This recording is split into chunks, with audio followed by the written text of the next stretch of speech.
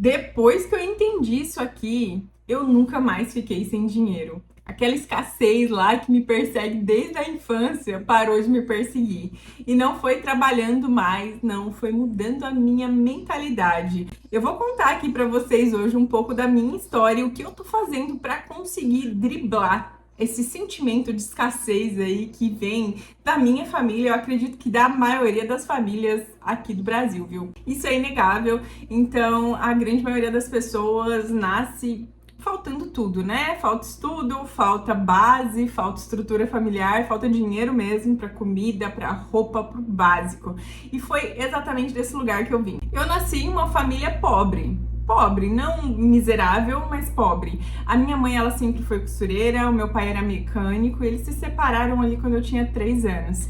E aí, quando eles se separaram, a situação em casa ficou um pouco pior, né? Porque daí meu pai pagava uma pensão, o salário da minha mãe não cobria as despesas básicas da casa, e teve por vezes ali que a minha mãe trabalhava com família e tinha problema na fábrica, né? Porque a minha família, quem não tem fábrica, trabalha em fábrica.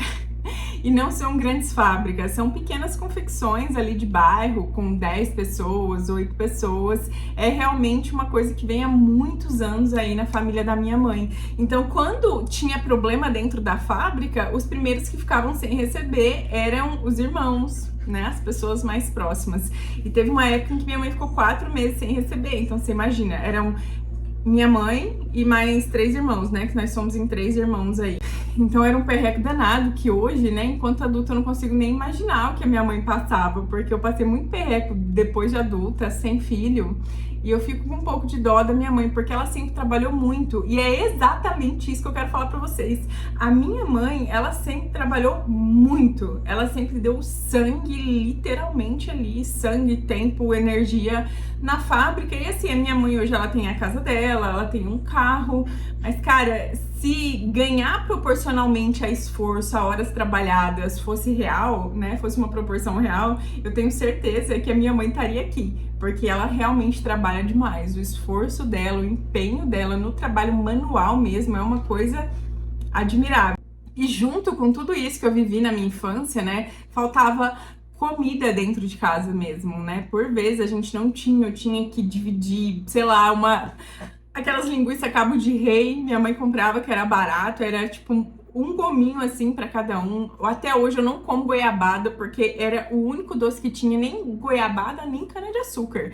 Porque meu irmão ia pegar cana-de-açúcar num lugar que tinha lá perto de casa e era o doce que a gente era criança, não tinha dinheiro pra comprar doce e até hoje eu odeio cana-de-açúcar e goiabada. É a minha memória e emocional dessa época da minha vida. E junto com isso veio durante muitos anos da minha vida essa memória de escassez, que o dinheiro é difícil, que você tem que trabalhar muito para conseguir malemar comer. Só que diante disso, né, conforme os anos foram passando, eu trabalhei em fábrica durante muitos anos da minha vida, eu descobri essa mágica, né, que o dinheiro não é proporcional à quantidade que você trabalha. E eu fiquei me perguntando diversas vezes, não é falta de esforço, eu não sou preguiçosa. Se eu tiver que trabalhar, acordar às 5 horas da manhã e trabalhar até meia-noite, eu trabalho.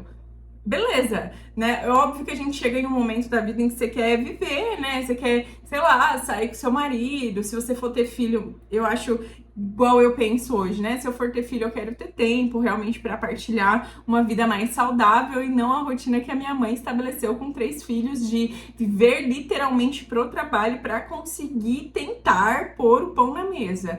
É um ciclo que eu tô buscando quebrar todos os dias da minha vida. Como eu já disse aqui pra vocês, né, outras vezes, há muitos anos, minha mãe sempre falou sobre lei da atração, só que a minha mãe, ela tem uma percepção diferente, assim, a gente tem umas limitações na vida da gente que vem da infância, da forma como a gente foi criada, né? A minha mãe, ela é de outra época, ela fez 59 anos agora recentemente, e ela foi criada numa família muito trabalhadora. A minha avó teve 10 filhos e no parto do último filho, até no parto do último filho, ela trabalhou na roça até o último dia. Então, a minha avó trabalhou até morrer. Então, ela só parou mesmo porque ela teve glaucoma, E aí ela ficou cega, perdeu a visão e ela não conseguia mais fazer as coisinhas que ela fazia ali pra auxiliar a fábrica, né? Do meu tio, que era no fundo da casa dela. Então a minha mãe, ela foi criada nesse padrão.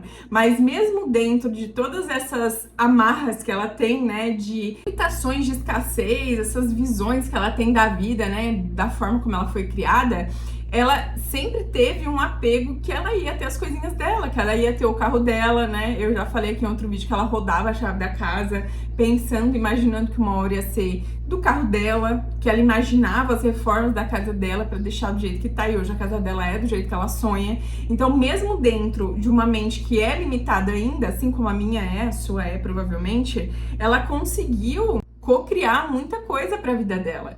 Então, quando eu descobri o livro O Segredo, eu falei, cara, isso que a minha mãe fazia aqui, ó, era cocriação. Ela escrevia no caderno dela as metas, o que ela queria fazer. Ela queria reformar a cozinha, construir uma parede, não sei o quê. E dali dava 2 anos, ela voltava lá, tava escrito.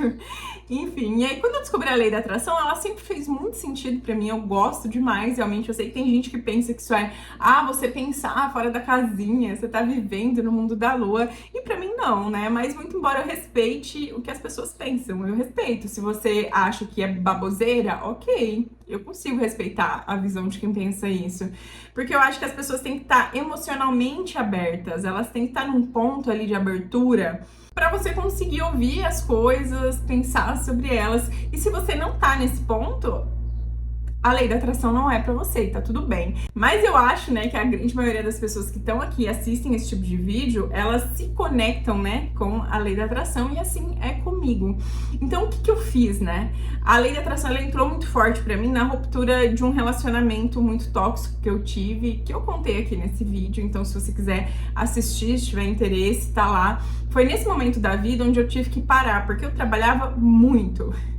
Eu trabalhava muito mesmo, e nessa época eu tinha uma loja e eu tinha outro trabalho, fazia extensão de cílios à noite, então eu trabalhava muito.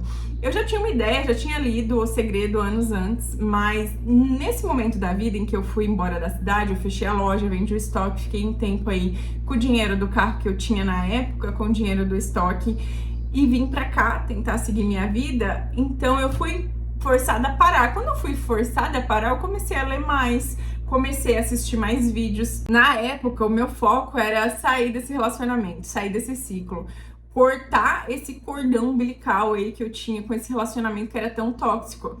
E eu consegui ali de diversas formas, né? Eu fiz carta mágica, eu fazia Ho'oponopono, meditação, auto-hipnose, nossa, qualquer coisa que eu via, eu fazia.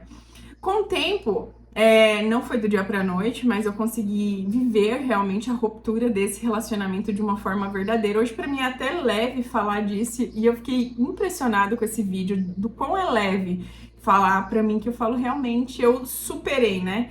É uma história que faz parte da minha história, mas não é a minha história, né? Durante muito tempo isso foi um lugar de muita dor pra mim. Só que junto com todo esse aprendizado, veio o aprendizado da lei da atração, de como que eu faço pra mudar minha mentalidade, como que eu posso fazer pra sair do modo escassez, do modo corrida dos ratos, sabe? Eu nunca, absolutamente nunca romantizei a pobreza. Inclusive depois de adulta, depois que eu fui morar sozinha, já teve tempo de eu comer miojo pra conseguir comprar ração pros meus cachorros, ficar 2 meses sem gás pra conseguir ter o mínimo do mínimo. Enfim, pra mim, quem romantiza a pobreza nunca viveu ela verdadeiramente, ou nunca viu ninguém perto de você sofrer porque não consegue pagar uma consulta médica, não consegue pagar uma conta de luz, não consegue o mínimo. Eu não tô falando do máximo, não consegue comprar uma moto, não consegue comer, não consegue comprar um remédio, você não consegue pagar um aluguel pra ter um teto na sua cabeça.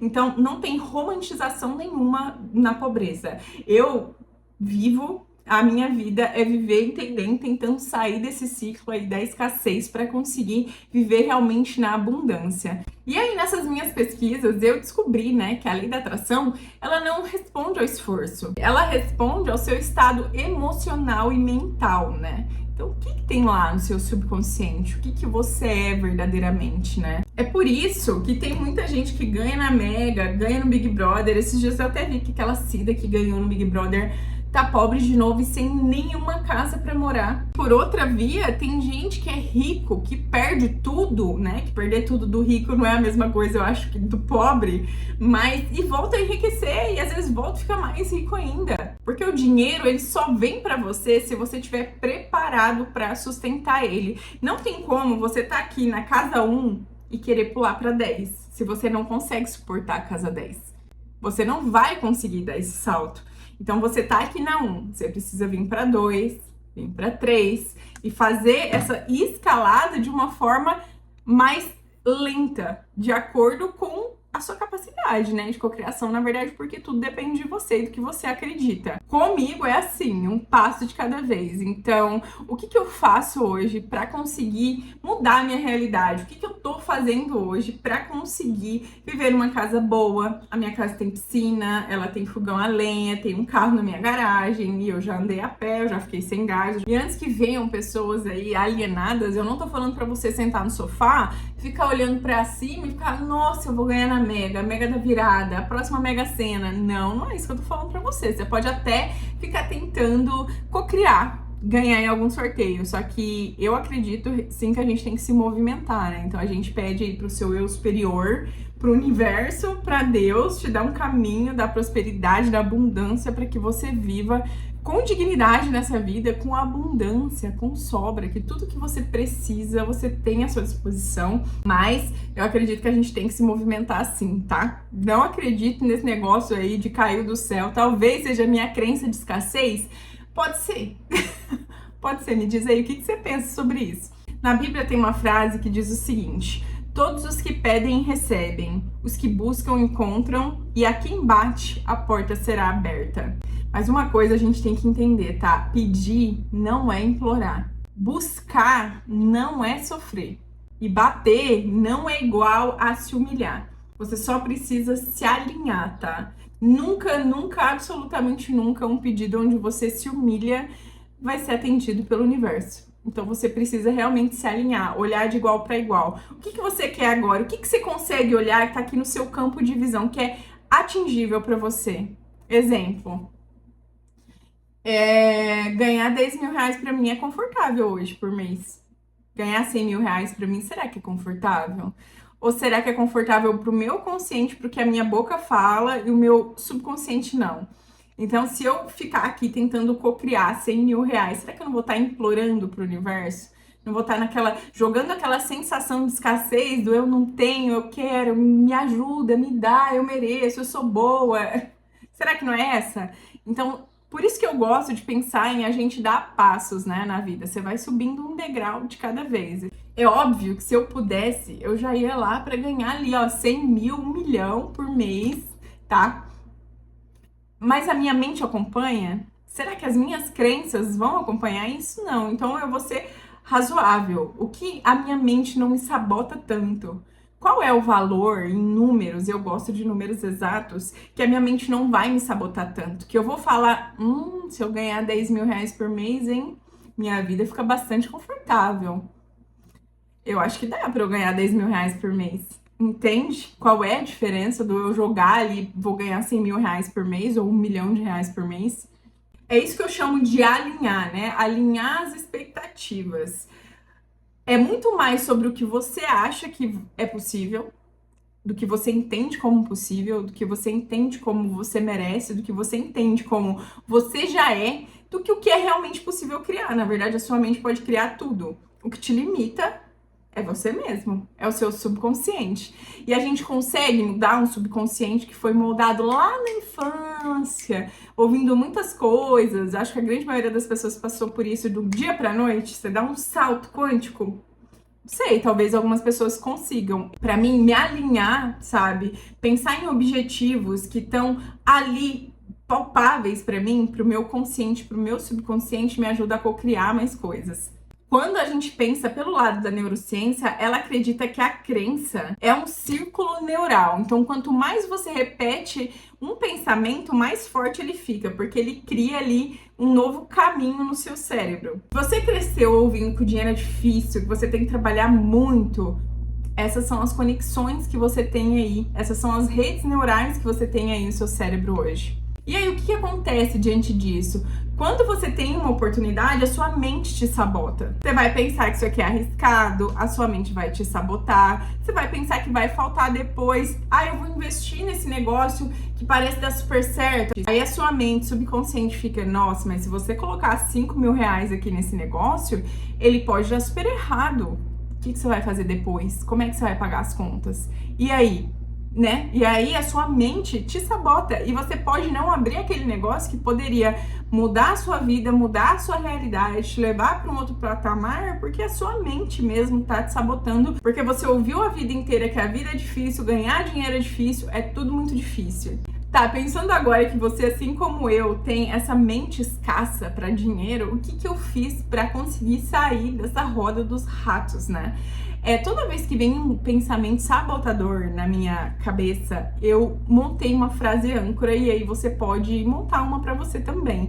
Exemplo, sempre que eu vou fazer alguma coisa ou comprar alguma coisa, eu queria voltar para academia. Tá, queria voltar pra academia, eu fiz academia o ano passado por uns 8 meses, só que aí eu comecei a desanimar, porque pra eu ir com o meu marido, pra gente conseguir ir pra academia, tem que ir às 5 horas da manhã, porque os horários dele são muito puxados, o horário dele é bastante puxado, né? E aí pra voltar pra academia pra ir às 5 horas da manhã de novo, tava um pouco difícil pra mim. Falei, vou comprar o quê? Uma garrafinha Stanley pra mim, né?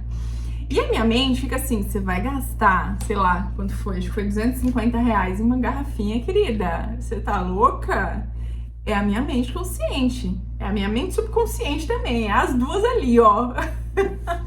Só que aí eu tenho a minha frase âncora para esses momentos.